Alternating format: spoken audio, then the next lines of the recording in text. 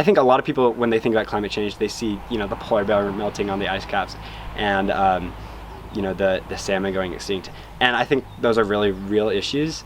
But when I think of climate change, I definitely think of more about the human aspect of it, which is, and we've seen it just this year. I mean, look at my backyard, it's all smoky, which is, an increase in,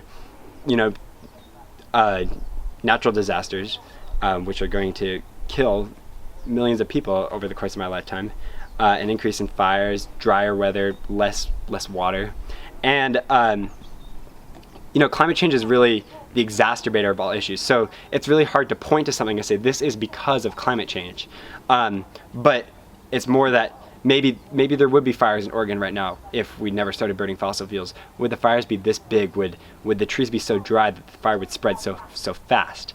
And that's kind of, that's what I think of when I think of climate change, is that really the damage that it's going to do, and that it is doing to especially vulnerable populations across our country and our world.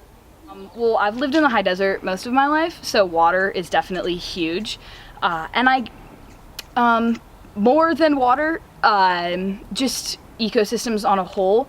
I volunteer for the Peregrine Fund, and so knowing a lot about birds of prey and how they're indicator species for whole environments, I think that wildlife is also a huge part of how the climate crisis is going to change our global dynamic, and how those two things come together, right? So how is water and water resource management going to affect how wilderness can still be accessible to people and how natural spaces are going to be preserved?